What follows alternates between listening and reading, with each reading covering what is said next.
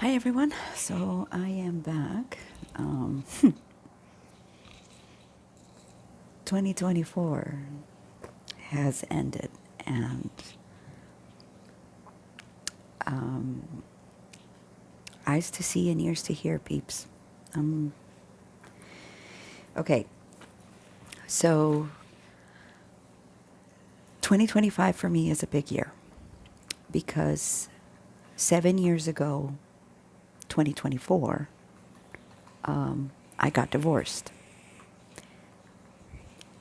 Prophetic life, remember? 2017, I got divorced. My the papers were handed to me March of 2017. The divorce was finalized May 31st of 2017. Okay? When he handed me the divorce papers on March 12th, I moved out of my home on March 24th to begin my new life, to begin again. 7 years later, everything was coming back full circle. Everything was the cycles, the life that I had been living, the mindset that I had, the body shape that I had, all of it came full circle and it changed. So much so that the people around me, the people that are now around me, are looking at me and asking me, what am I doing? Why am I changing so much? Why have I lost so much weight? Why all of a sudden am I looking completely different? I am 49 years old and I don't look 49. This is going to be my 50th year on this earth. I am going to be 50 years old in July of this year, and I don't look 50 years old. You can see I don't do any of the skincare regimens the women do. I don't do the hair treatments that women do. I am living based on God. If God says go and get this shampoo, go and get that conditioner, if God says wash your face today, I do what God tells me to do. I don't trust men. I don't trust humans. I trust God. God leads me. God tells me what to do, how to do it, when to do it, the timing that it needs to be done. I give everything to Him. So I had a test.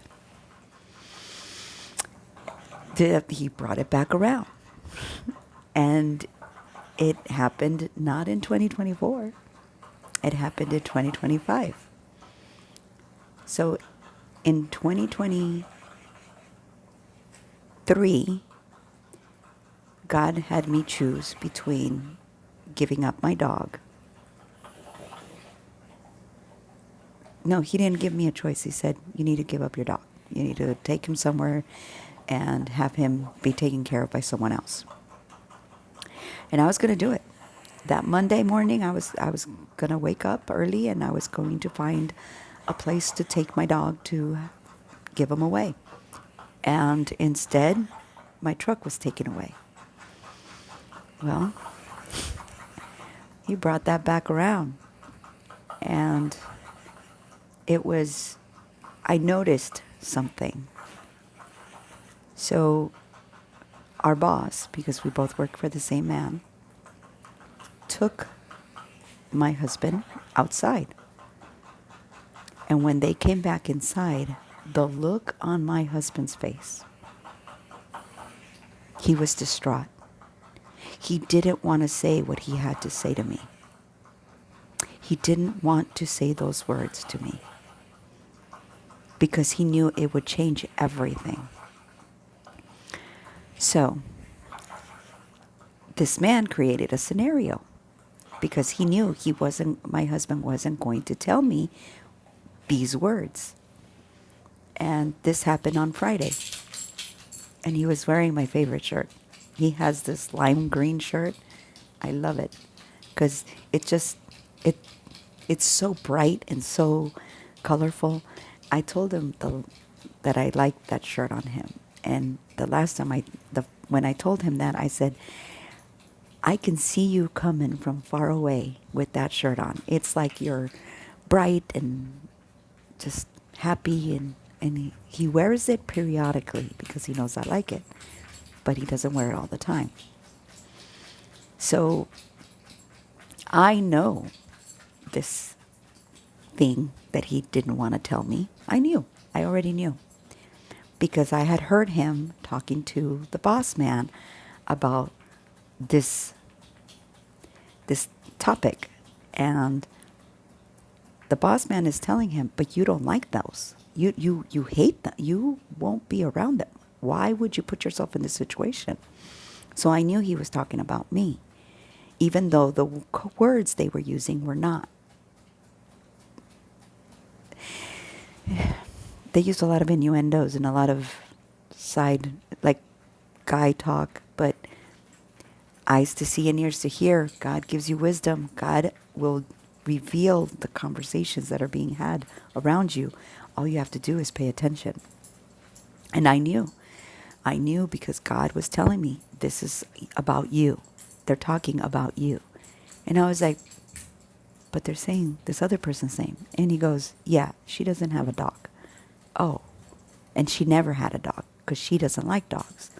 So he thought, so a lot of times when you're with someone for so long, you begin to think that the things that you don't like, the things that you don't want in your life are because of the individual, that they're yours now. They're part of you. So you don't distinguish where you are and where that other person is. You just take whatever they're saying as part of you. And so he doesn't really feel this way anymore because God has made him a new thing. He's a new man. He's not the man he was. I have seen the changes. I have seen his attitude, his behavior, his demeanor, his thought process, his laughter. He's changed. He's not the same man he was. And I don't treat him like the man he used to be because he's not that man anymore. He's different. He's new. You know, God tells us, don't treat them like they're still the old person. They're not, because I'm not the old person. I'm happier. I am more at peace. I don't argue. I don't fight. Instead, I go to God, you know. And when he told me this, I went to God. I didn't complain to him. I didn't tell him, well, how can you, start something with me when you knew this was the situation? And, I didn't go to him. I went to God. I said, God, but why would you pick him for me if he doesn't want what I have? And if you haven't guessed it, it's about my dog. So the boss knew that he wasn't going to have this conversation with me, that he was not going to be brave enough to bridge this conversation. And the boss wants at every cost, with everything in his being, he wants our relationship to end. He doesn't want it to be fruitful. He doesn't want it to be together. He can see the blessings. He can see the things that are coming. Why? Because he made a comment to me. So this young woman doesn't like me. She wants to take my place. Her name is Kimberly. She's Native American. And they have certain things that they do in their culture that is witchcraft to God. And so right after this young woman started, that's probably 3, maybe 4 months in, I was talking to the boss man about something. I don't remember what it was. And he said, I am getting in touch with because his dog died. His dog died. And he cut his hair. And I was like, why would you cut your hair? Because your dog died. And he said, I'm getting in touch with my tribal roots. I'm like, tribal roots? You're Native American? He said, yes, I am. I'm like, oh, so am I. And so this young woman and him are from the same tribe. They're Navajo. I'm Yaqui Indian, but I'm not really, because the woman who raised me is not my mom. But I am finding that she has morphed herself, her family, to mirror my family, my real family, my dad's family, my real family. They are Yaqui Indian. They're strong warrior people, and they believe heavily in God, which is why I was raised in the church. I was raised Catholic. I was raised to believe in God, to love God, to surrender myself to God. I remember the man who took responsibility for my life, for my raising, my uncle, who became my dad, because my dad was too young to take responsibility of raising a child on his own without my mother, because my mom passed away when I was born. And which is why my dad named me after my mom. It's a very convoluted story, and I've had to I've had to sit with God to help me understand the way that they spun this story, and how this woman morphed herself into my family's history. And I'm like, wait, but, I don't understand. So she's taken bits and pieces from my family, because, again, I don't have contact with my dad's side of the family. I only had contact with my mom's side of the family. So she lied a lot. She was not being above lying. She was not above manipulating. She was not above coercing the truth and mingling it with falsifications. And so my dad, because he's not part of my life, he doesn't know the lies that have been told to me. He doesn't know the things that have been falsified over the years. And when I was living with him, I was trying to tell him these things, but he didn't want to hear it, because in his mind, I no longer belonged to him. He had absolved himself of the responsibility of being my father. So basically, I was an orphan child, and that's what God had been trying to remove from me, that orphan spirit. It was heavy on my heart. It was heavy in my mind. So, yes, I know I went on a little rampage, but it all comes together. So I understood all of the things that my husband was going through, because of all the lies and the manipulation that had been done to him. Because remember, all children of God go through these trials and tribulations, and he embeds us into this world where we have to decide for ourselves who we want to believe in, where we want to be involved with. And so I knew that he was being coerced into having this conversation with me, because he doesn't feel this way anymore. But I had to give it to God. And so this young girl says, "Oh my gosh, Diana, I want a pug." And I'm like, "Ew, those dogs are ugly." I said, "They look like they freaking smashed their face against the wall and they got stuck there." And I said, and I knew when they were in the movie Black or Men in Black, I said, and they showed them as aliens. I'm like, I knew it. I knew they were aliens. I knew it. And so my husband was washing his hands right next to me, and he knew the question I was going to ask. And I turned to him and I said, "So what's your favorite breed?" And he was very, very quiet. And he said, I don't. And then he says, "And I don't want one." But it was so quiet. I had to strain my ears to be able to hear what he was saying. And so I turned around and I went to go wash dishes. I didn't say another word to him. Instead, my conversation started with God. I'm like, Father, he doesn't want dogs. What am I going to do? Like, is this good? Like, what do I have to do? Like, what? I don't understand. Remember, he's already gone before us, and he's already fixed the situation before it became one. God told me I wasn't going to have to give up my dog. He told me this a long time ago. So why now am I going to have to give up my dog? Because it's Abraham. I have to be willing to trust that God is going to give me back my son.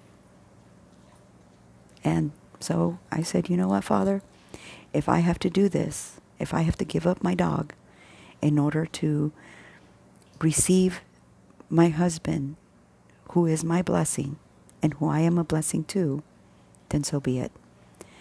I cried a little bit. It hurts, he's my dog. Then my father reminded me of my aunt who has dogs. And I'm like, okay, so I reached out to her. I asked her if she would take him. She hasn't responded because her birthday was yesterday. And I know that she goes to Mexico to celebrate her birthday. So until she comes back to the States, she's not going to see my message. But God has already gone before me, and he has already straightened my life. He's already made a path. He promised me I wouldn't have to give up my dog, because that's why they took my truck. But I'm not going to argue or complain or try to force my husband to change his mind. That's God's job. God can do that for me, not me. I'm just a vessel here to do God's work. Okay, so today, he sent me out yesterday. I went and I bought sushi. I always give half of everything that I buy to my husband. That's, God said. I buy like $200 worth of food by myself, and I eat half of it. And then yesterday, I bought way more than I was going to eat, and so he gets half of it. I take half of it home. I eat, which I haven't eaten yet because God didn't want to release me just yet, because I had to do some listening and some reading and some learning. Okay, so I was listening to different prophets speak, and he's been having me subscribe to some people who use tarot cards and who use illumination, and they do things that are not of God.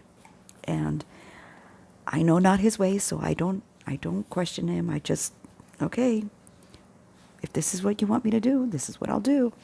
Because remember, I record these words and I put them on my page, and then they pop up according to what God wants the person to listen to. Some become members, some become subscribers, some don't, some leave, some come. Nobody ever responds to my comment.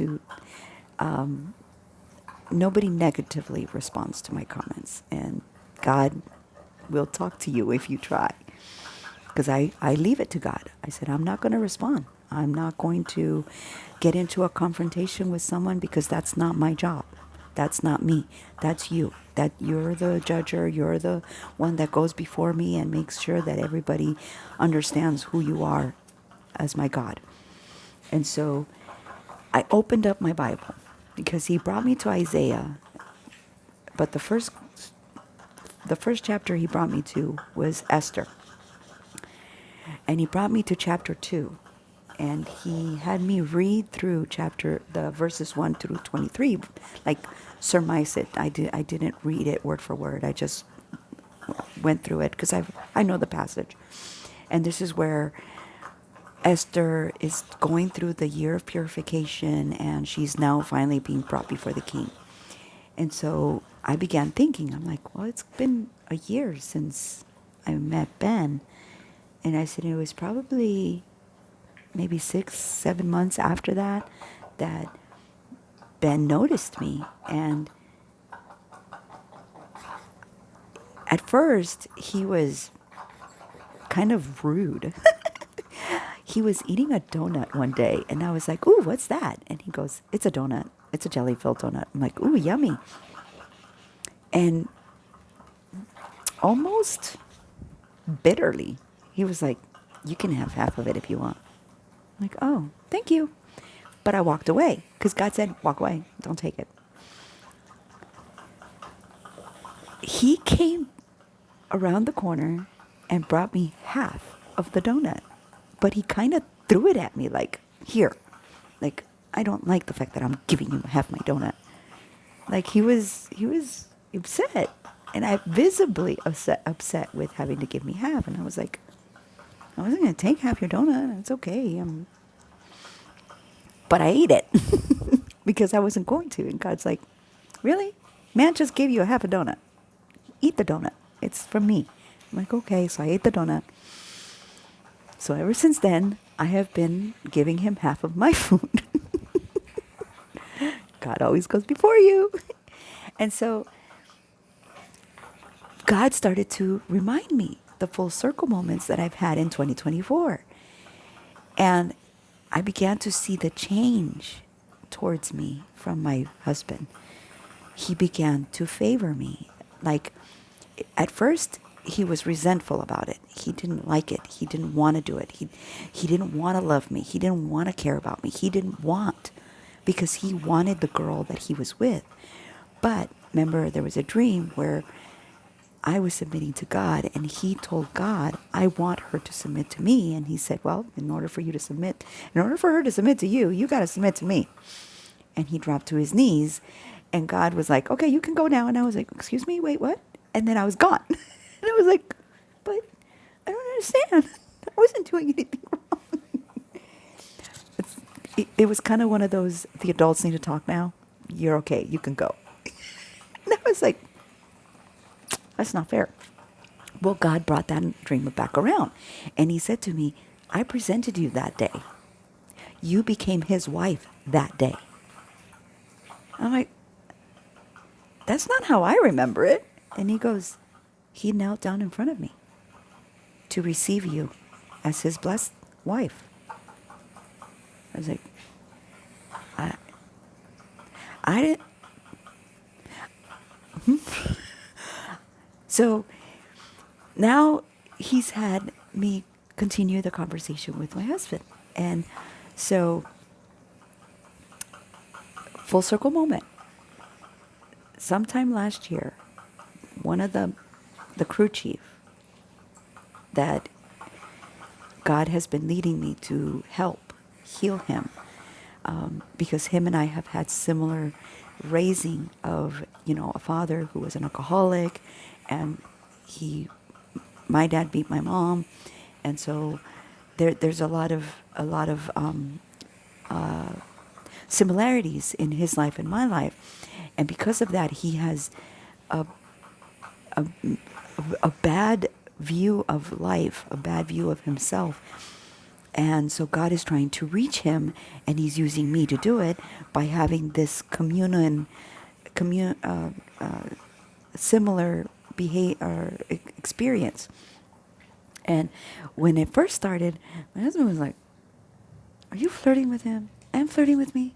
Because he was being told that I was a big flirt, that I was teased, that I was this, that I was that. And so he was like, what? Like, I don't want to be involved with a woman like that. But then God started having me reveal to him that, I'm there to help. I'm there to be the vessel that God sends to reach the one sheep that walked away. I'm not taking care of the 99. I'm going after the one. And so these are cases where if they don't return to God, they're done. They're not going to go to heaven. They're not going anywhere but to the pit. And so this is their last opportunity to be removed from sin and to return to God. And so I'm helping this young man see the light by reflecting God to him and showing him that just because he has these ideas, these thoughts, doesn't make him a bad person. But the only one that can remove these things from him is God. And you can only get saved if you return to him. Because he's heard me talk about God. He's heard me. I don't stop my mouth from speaking God. It's in the beginning he held my tongue, but now he's letting it out. Now they're seeing that I believe, and not just the that I believe, but the faith, the radical faith that I have within me that is changing the people around me, changing the individuals' hearts around me. And I'm seeing it happen. I'm seeing it be changed. Now, this woman, this young woman, Kim, she's afraid of the boss. And I didn't realize this until Friday when or Thursday when he was in an attitude. And oh, I'm about to lose power, so I will be back with more.